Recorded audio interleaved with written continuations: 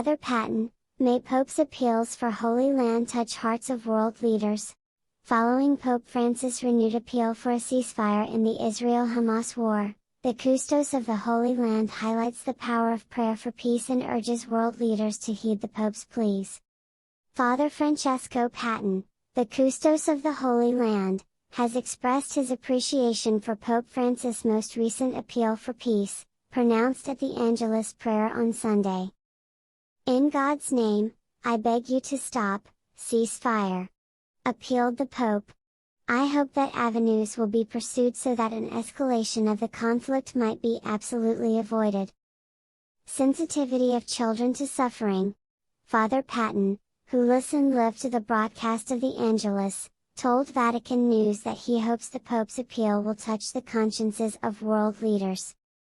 "The Pope's words first made me think about yesterday's event here in Jerusalem," he said, "where children were praying for peace. Israelis and Palestinians, Christians and Muslims joined together on Saturday morning at the Terra Sancta school in Jerusalem to pray for peace. I was struck by the prayer of a 5-year-old girl, who was praying, concerned, for her father. This fear will mark not only her childhood but probably her entire life," said Father Patton. He added that the empathy shown by children is probably greater than that of adults. Children have managed to recognize that suffering is experienced by everyone. "The atmosphere in Jerusalem," he noted, "remains surreal. There is palpable fear, and there are feelings of hatred and anger mixed with helplessness and pain," he said, "which makes the need for our prayers and the need for peaceful solutions stand out even more, allowing for the protection of civilian populations, especially children." Cloudy future.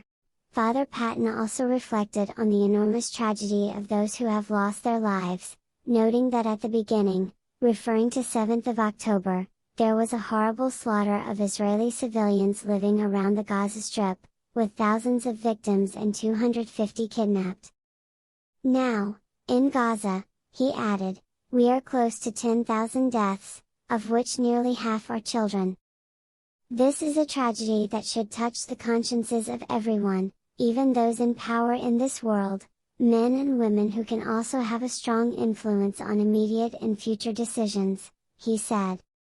The elderly in the Holy Land were also on his mind, as they endure the drama of the Israel-Hamas war that began almost a month ago.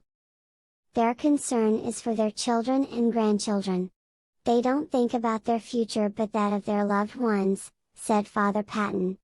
"I've seen this not only in Gaza but also here in Israel. Several older people no longer see a great future for their children and grandchildren and invite them to leave the country to try to build a life elsewhere.